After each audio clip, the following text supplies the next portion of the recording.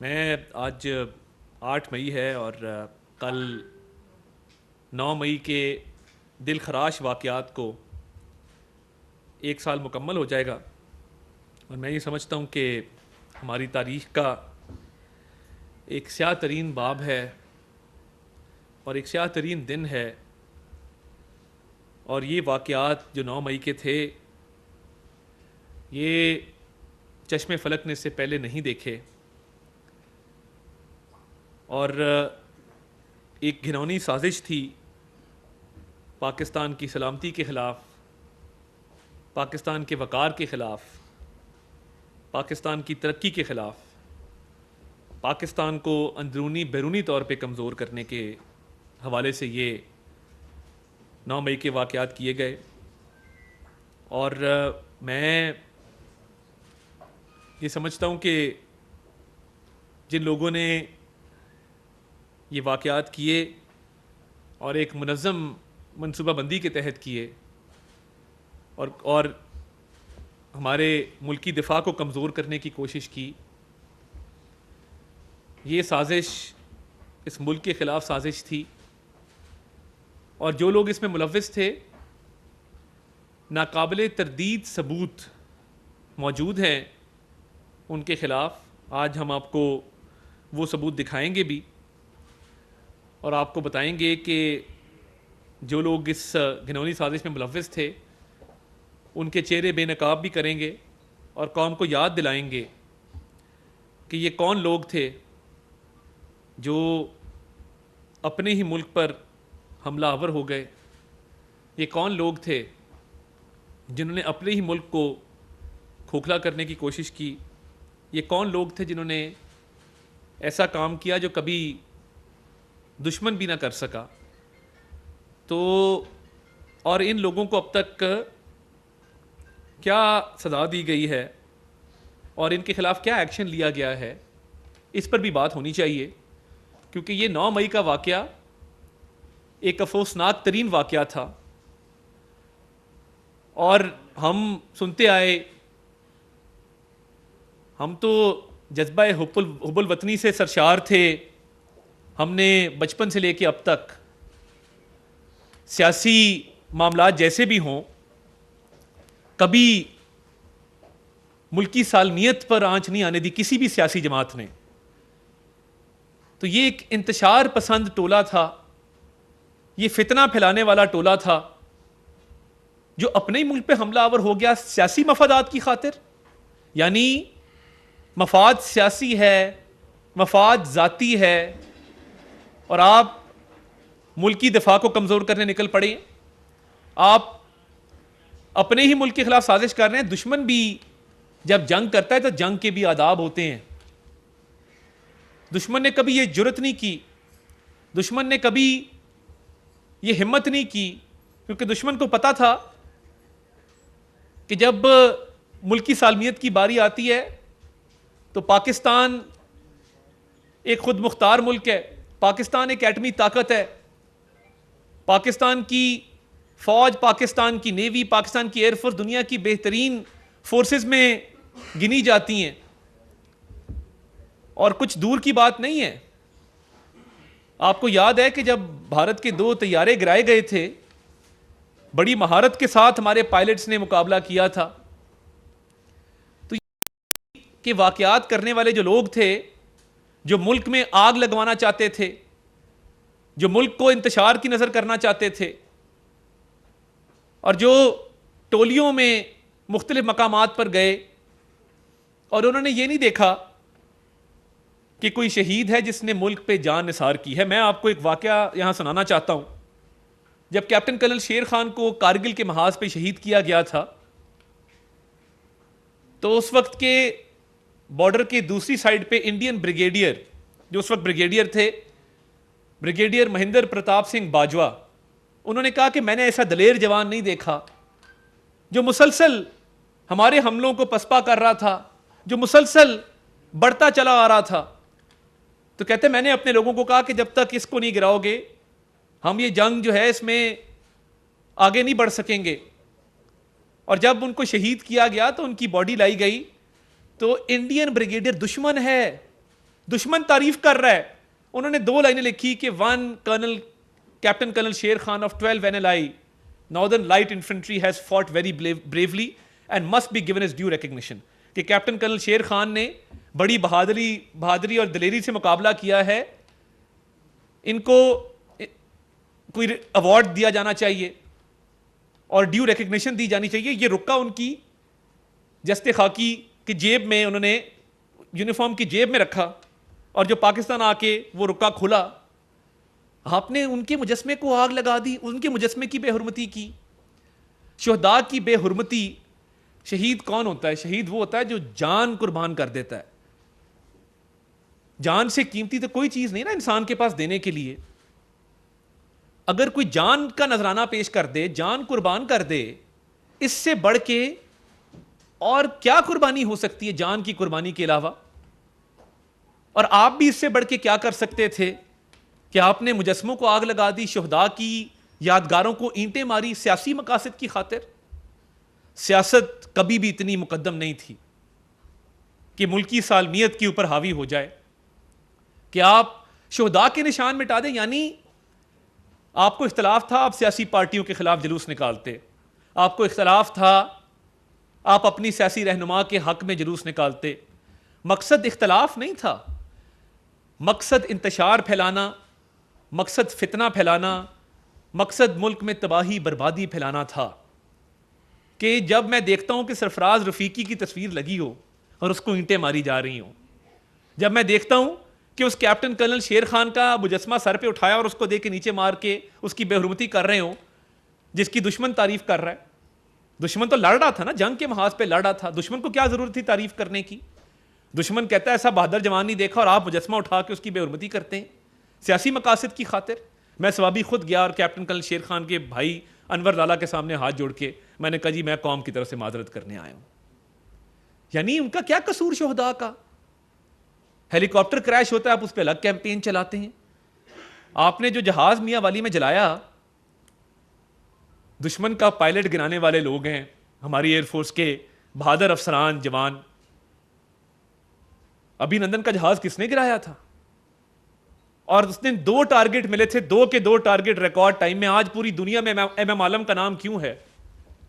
World record ہے کہ 60 second میں اتنے جہاز کسی نے نہیں گرائے جتنے ایم ایم عالم نے گرائے. تو یہ دوبارہ نہیں ہونے دیں گے, نیور اگین. میں بالکل اس دفعہ ہماری جو 9 مئی کے حوالے سے ایک سلوگن ہے وہ یہ ہے کہ بے حرمتی ان کی گوارا نہیں, ہونے دینا اب دوبارہ نہیں, نیور اگین. یہ دوبارہ نہیں ہوگا کہ آپ اپنے چھوٹے چھوٹے ذاتی مفادات, سیاسی مفادات کی خاطر قوم کے ہیروز کی بے حرمتی کریں.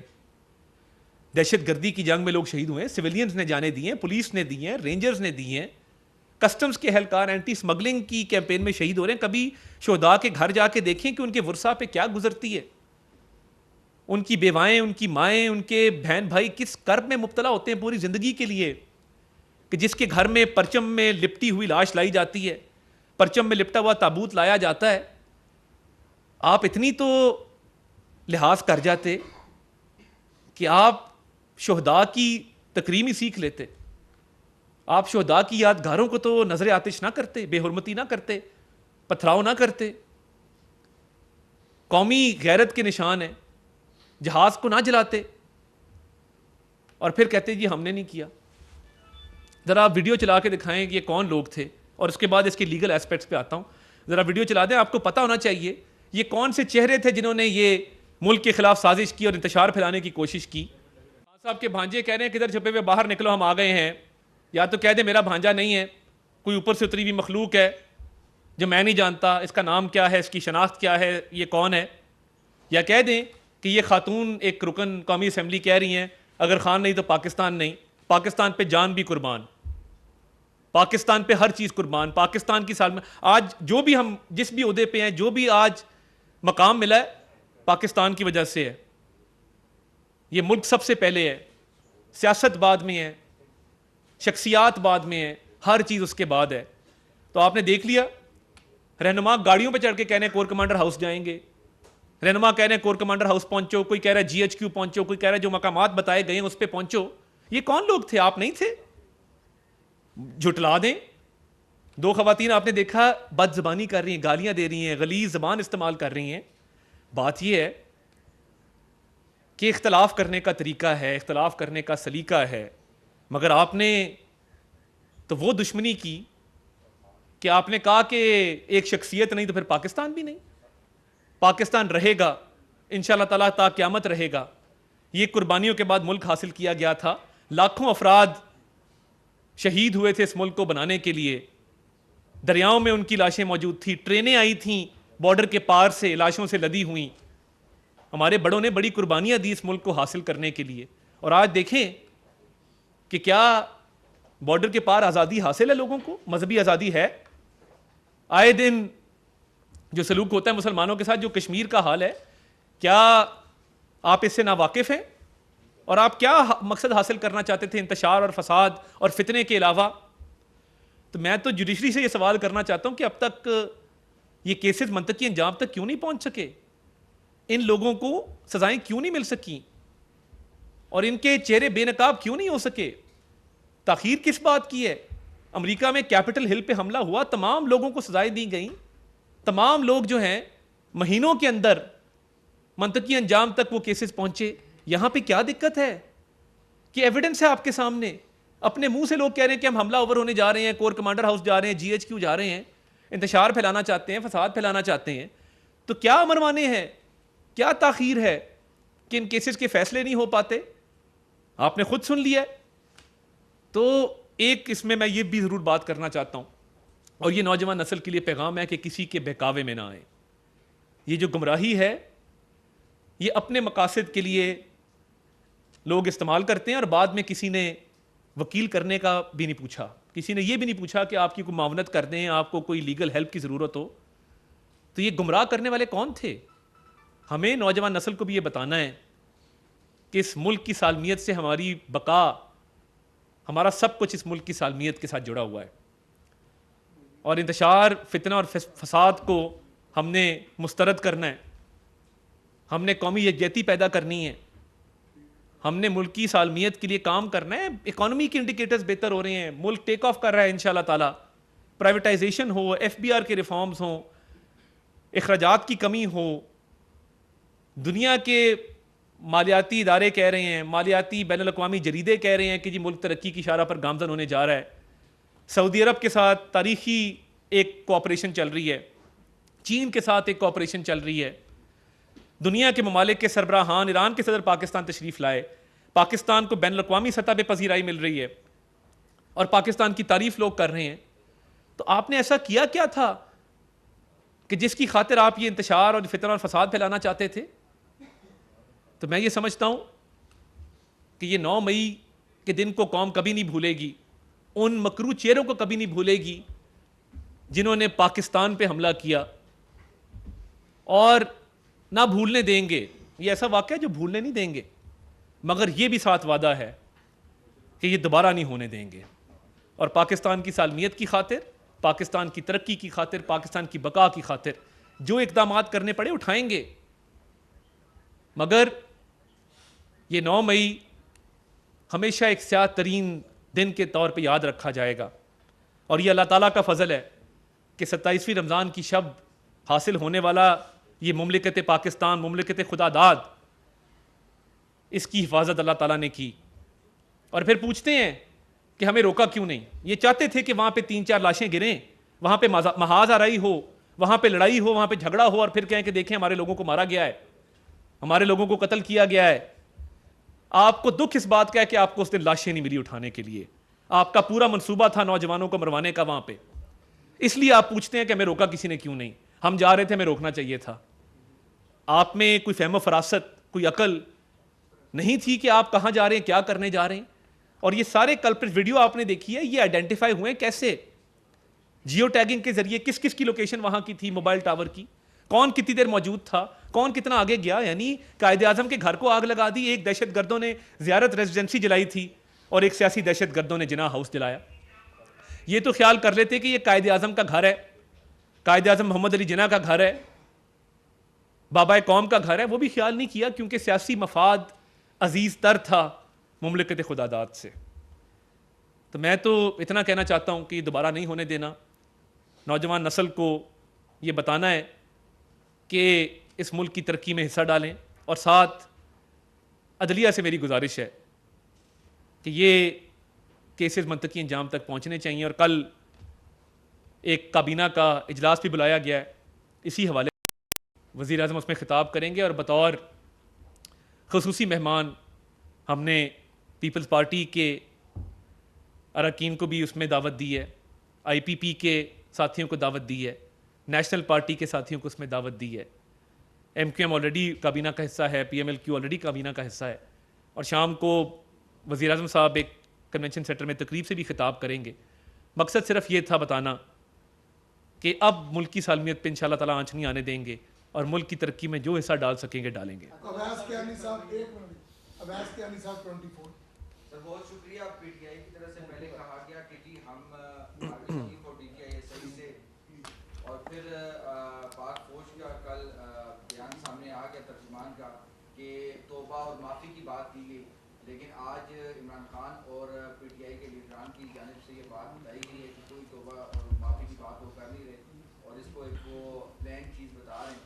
تو مستقبل میں آپ کو کوئی بات چیت کا کوئی ایلیمنٹ نظر آ رہا ہے, اور بات چیت کب ہوگی؟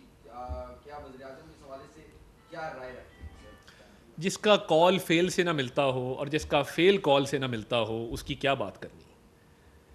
یعنی متضاد باتیں کرنے کے عادی یہ بانی پی ٹی آئی, اپنی کوئی بھی کی ہوئی بات پہ قائم نہ رہنے والا شخص, امریکی سازش سے لے کے تو جو انہوں نے پہلے کہا کہ قوم کے باپ کا بھی انہوں نے ایک لقب دیا تھا, آپ کو یاد ہوگا, کوئی بہت دور کی بات نہیں ہے, بہت ماضی قریب کی بات ہے.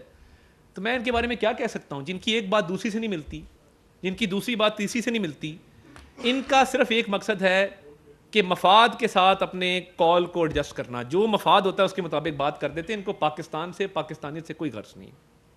شام صاحب پبلک یہ تو لگے گا کہ 9 مئی کے واقعے کے بعد سارے بڑے قرض میں مبتلا ہیں, ہم بھی بڑے قرض میں مبتلا ہیں. گندم کی درآمد کے حوالے سے تحقیقات چل رہی ہیں. 300 ارب روپے کا مبینہ طور پہ قومی خزانے کو نقصان پہنچا ہے. اس کی تحقیقات کہاں تک پہنچی ہے؟ اور یہ بھی فرمائیے گا کہ تاثر یہ مل رہا ہے کہ جو موجودہ گورنمنٹ ہے وہ انٹرنل سیٹ اپ کو اس پہ ایک سیف پاتھ دینے کے مول میں لگی ہے. دیکھیں, آج کا موضوع 9 مئی کے حوالے سے ہے. میں ضرور وزیر فوڈ سیکورٹی کو کہوں گا, وہ جب رپورٹ پیش ہوگی وہ اس کو پبلک کریں گے. دیکھیں, میں ان سے پوچھ کے آپ کو بتا سکتا ہوں. جی سر, یہ بتائیں, ایک تو آپ نے کارگل واقعے کا ذکر کیا ہے, میں اس وقت بزنس ہوں, میں وزیر اعظم نواز شریف صاحب کے ساتھ گیا تھا گلتری سیکٹر میں, گلتری سیکٹر کیپٹن کرنل شیخ سے میری ملاقات بھی ہوئی تھی, اور جس دن یہ واقعہ ہوا تو میں بہت دکھی ہوا تھا. ایک تو یہ بات میں شیئر کرنا. دوسری, کل D G I S P R نے 2014 کے دھرنے کا بھی تذکرہ کر دیا ہے, اور آج عمران خان نے بھی کہا ہے کہ جو اس کی انکوائری کریں, تو اس پر آپ کیا رد عمل دیں؟ دیکھیں, میں کیپٹن کرنل شیر خان والا واقعہ, میرے دادا کے ہاتھ سے ان کے بھائی اور والد کو نشان حیدر ملا, اور میں ان سے ایک روحانی تعلق میرا بن گیا, اور میں اکثر وہاں حاضری دیتا ہوں. دیکھیں, دھرنوں کے حوالے سے معاملہ سپریم کورٹ میں تھا, سپریم کورٹ کی رپورٹ آ چکی ہے, اور اس میں باقی اب معاملات آگے چل رہے ہیں. جو ہوگا پھر آپ کے سامنے آ جائے گا.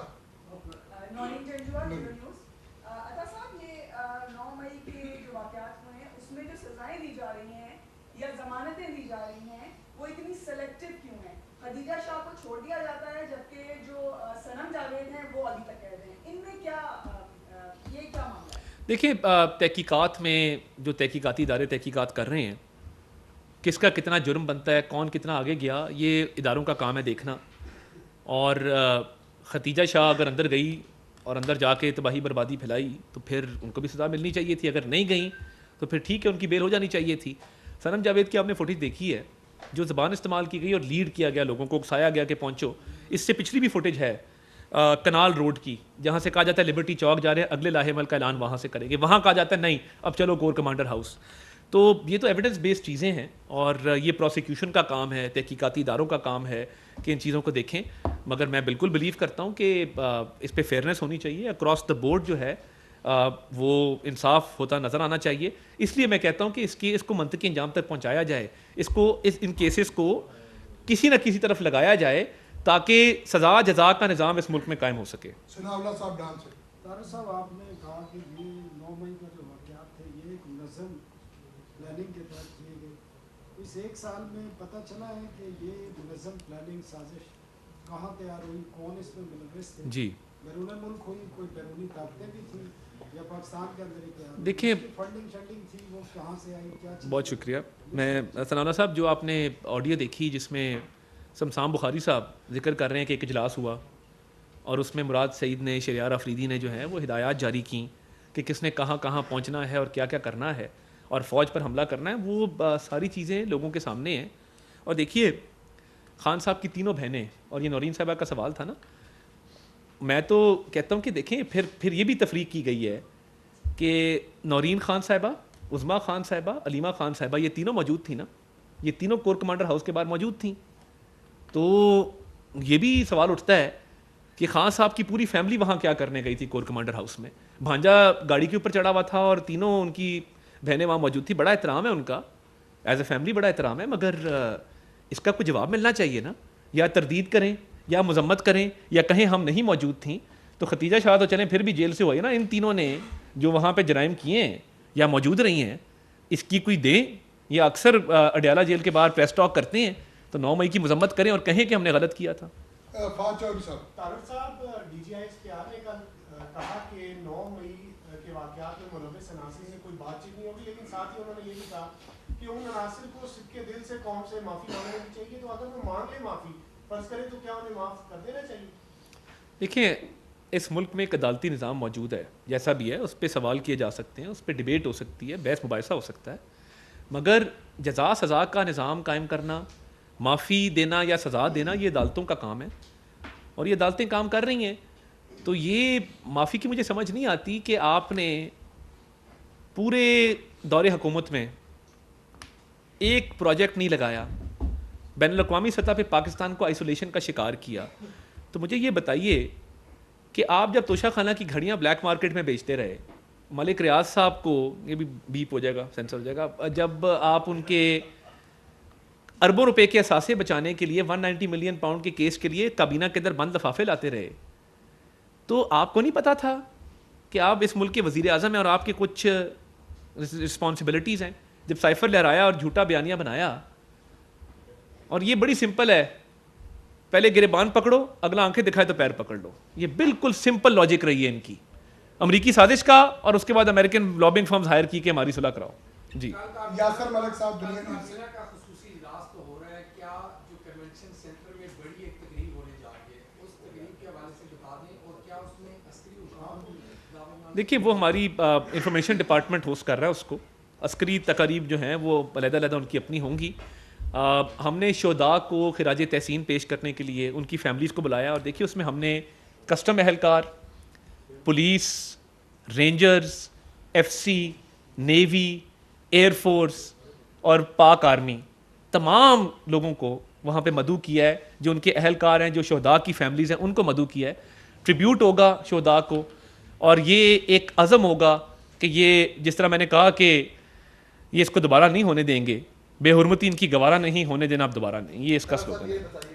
یہ افسر کوئی ایسا آپ کا پلان ہے کہ 9 مئی کے واقعات کے حوالے سے کوئی مستقل 10 سال چھٹی کا کوئی اعلان کیا جائے؟ دیکھیے میں یہ سمجھتا ہوں کہ حافظ صاحب بڑے ہمارے سینئر ساتھی ہیں اور ان کا بڑا تجربہ ہے. میری اتنی شاید عمر نہ ہو جتنا ان کا تجربہ ہے ماشاء اللہ. تو حافظ صاحب بات یہ ہے کہ کام کرنے کی عادت ڈالنی قوم کو, اور ہم نے کام کرنا ہے. تو شہداء کی تکریم کے حوالے سے اور اس واقعے کے حوالے سے تقاریب ضرور منعقد ہوں گی, بٹ فی الحال کوئی چھٹی کا پروگرام ابھی حکومت نے نہیں بنایا گیا. بہت شکریہ. عطا صاحب بطور اپوزیشن لیڈر اور سیکرٹری جنرل پاکستان تحریک انصاف عمر ایوب صاحب نے آپ سے تھوڑی دیر پہلے کہا ہے کہ وہ DDISPR کی پریس کانفرنس کو مسترد کرتے ہیں, اور اگر کمیشن کی رپورٹ پبلک کرنی ہے تو پھر آرمی پبلک اسکول, ایبٹ آباد کمیشن اور ارشد شریف کی شہادت کی رپورٹ بھی جو ہے وہ پبلک کی جائے. اس پہ آپ کیا؟ وہ اپنے بڑوں کی معاملات پہ بھی معافی مانگتے ہیں قوم سے. Thank you sir.